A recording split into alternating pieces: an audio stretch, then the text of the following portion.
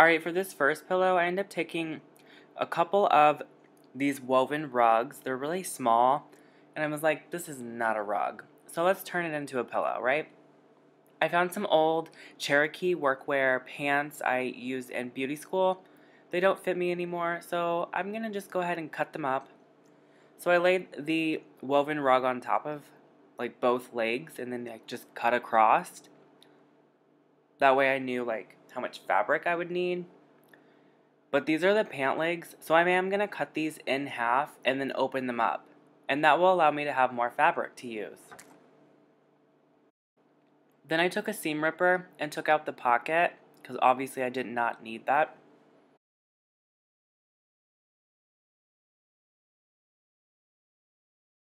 Then I took some tape and got all that hair and stuff off. I ironed them out and everything so they're nice and flat. I took the woven rug, laid it across with front sides together, and then I pinned everything down. And no, this is not a robe. It is an oversized women's t-shirt. I love it. It's so cute. So anyways, I'm just cutting off the excess fabric. And I start sewing. Definitely make sure that you do a back stitch at the corners. So I sewed the long side together and then finished that off and did the other like long side. And I left the fringy pieces, if that makes sense. I did not sew those until I turned the entire thing inside out. And you'll see why here in just a second. So after I turn it inside out, then my fringe pieces are able to be on the outside. So that was the reason of not sewing them. Otherwise they would have been on the inside. Then I folded my little edge in and I pinned down one side, sewed it shut. But here I'm just showing you, I actually wanted to change out the bobbin thread, so I had two different thread colors to do like a intricate thread design on the end. I don't know. So I'm just threading the bobbin through this little like, it's called a bobbin. Bobbin, let's bobbin. We're bobbin, okay? I put it on the little piece and I slide it back and just push the pedal and let it go and do its thing. Filled up the bobbin with this white color. I guess white's not a color, you know what I mean. It's like a shade or whatever, like a tone, like a whatever. We filled it up with white. Then, after that was done, I put the black back in and I put that through the machine like normal. If you guys don't know how to thread a machine, literally it's so easy. It tells you on the machine how to do it. So, I mean, if you have a machine. Then I popped in my little bobbin, and what I like to do is give a full turn so the needle goes down in, and then usually it just doesn't catch the bobbin for some reason, like the bobbin thread. So I'll have to take like some scissors or something flat to just pull out the bobbin thread. Then once both sides are on the outside, then we're going to go ahead and, you know, start this project, sewing it shut. But here I'm doing like this zigzag. I don't know if you guys can even see it. I went back and forth. Then I just took some old pillows I had in my bedroom, so I'm going to have to get new pillows. Actually, no, I don't, because here they are. So I took the actual pillow, like, so actual pillow fit in these. I crammed it in there, and then I, you know, pinned this side shut, sewed it shut. So my actual pillows that I can no longer put a pillowcase on are sewn shut into these. So, yeah, I can't really wash this pillowcase. You could make this into a pillowcase if you wanted to. So that way you're able to wash it. I just sewed these things inside. I was like, I don't care, you know what I'm saying? I'm going to sew it down in there. Alright, here's the finished product. I threw it on the couch so you can see how it looks. But they are on my bed. I made two of them, so they're on my bed. Yeah, they look so nice.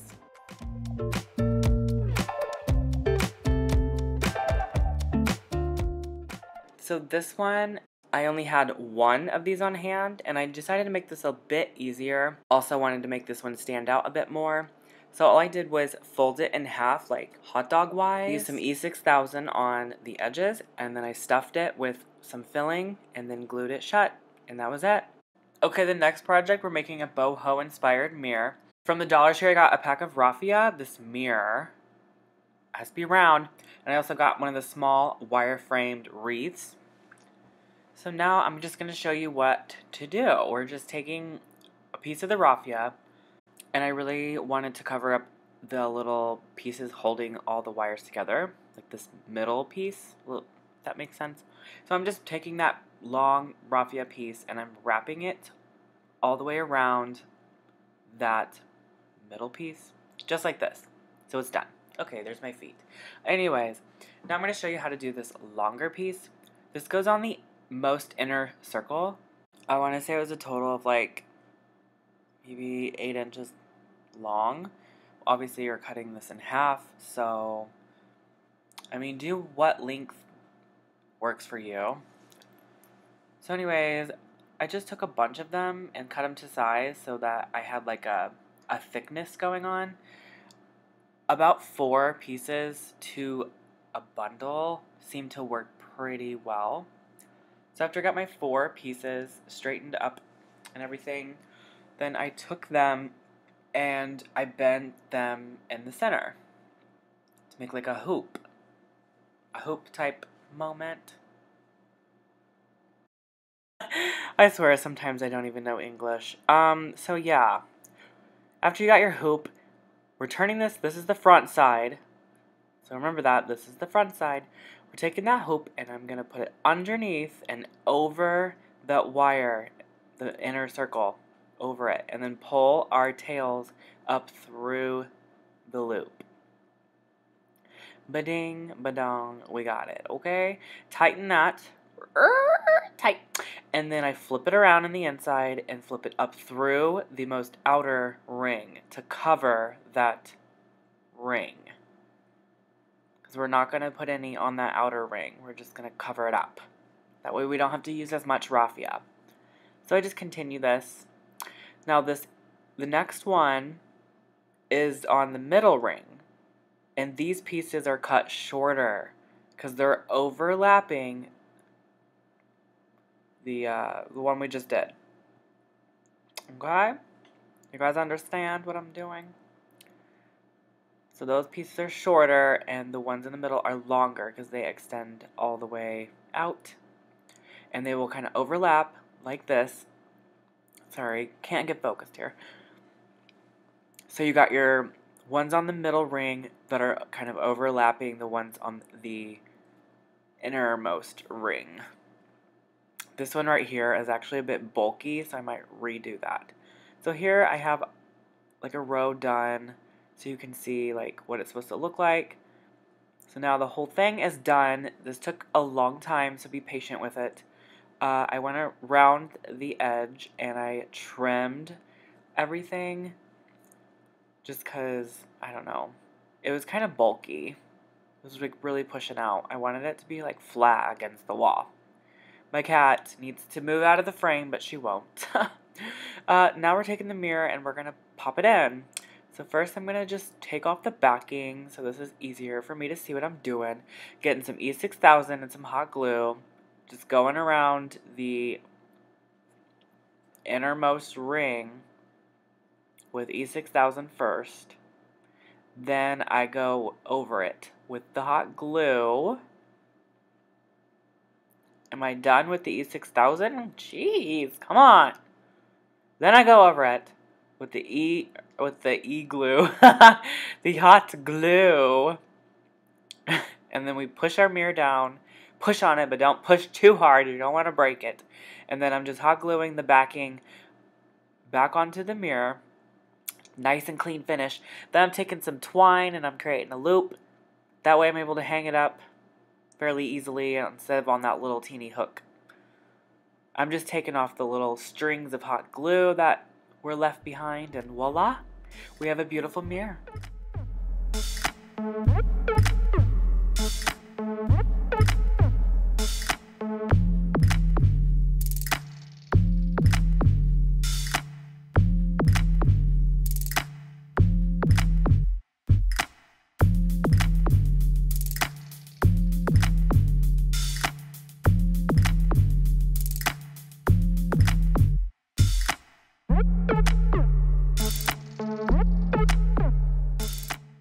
was going through Target's website, I came across this beautiful piece. Okay, so like with the shower caddy, not entirely sure if I want to leave these two up here. And then let's see what it looks like with the pots. Because like I could leave it like this and just cut off the bottom half and put like one pot up in here and one up in here like that. Then put the third pot like down here and have something like longer coming up. So like something long and then like short and short. Not really short. And to secure these, I'm gonna use like wire, which I already have wire on hand. But first, I think I wanna paint the pots like a different color. I wanna do something different with these pots, just so they're not like plain Jane. Let's do that first. I'm gonna do like one at a time, obviously. I think I'm gonna use like a red, yellowy, bronze yellow, and then some white as well. So I end up mixing the two colors together, and then I just simply dabbed the color all over the brush to create some texture.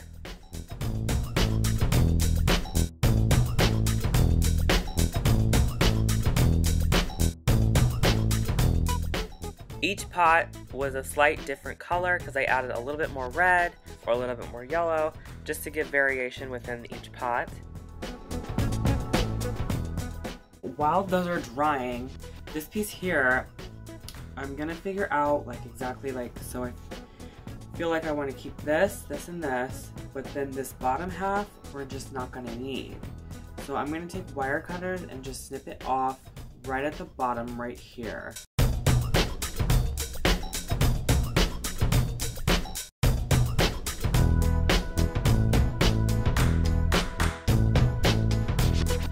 So now that I have the piece I want, I'm gonna use some black spray paint. Just spray paint the whole thing black first. And then I'm also gonna go back through and use this metallic-y color.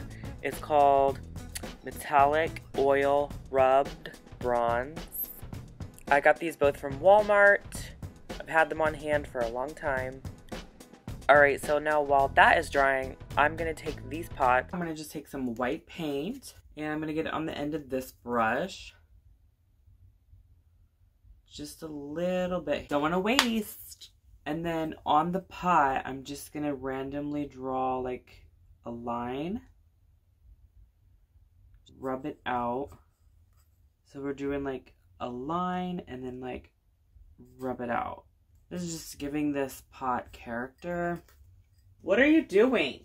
I cannot. You cats.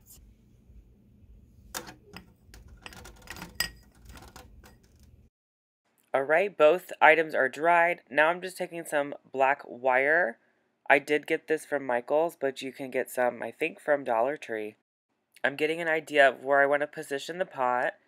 And then I'm going to take the wire and bend it around the lip, under the lip of the top of the pot. And then I'm going to twist the wire onto itself so it's really secure and it will create a circle shape with that wire. Then I'm placing the pot back into it and I'm going to secure the wire around the edges on the back side and then on the side and the front side, just so it's really secure. Here's what it looks like. I know it's really hard to see because it's all like black wire, but it's just like a round circle shape that's kind of floating. We're able to put the pot down inside like this. I'm just showing you guys if the wind blows it, it won't just fall out. So now we're going to repeat that process on the other side. And the middle pot I just set inside of there. It should be fine just laying like there, but if you want to secure it down, you could totally do that with the bottom wires. So yeah, this is the finished piece, and then we're just going to put some floral in there. I'm using leftover floral I've had for a while sitting in my craft room. These are some sunflowers and some daisies and some old foam.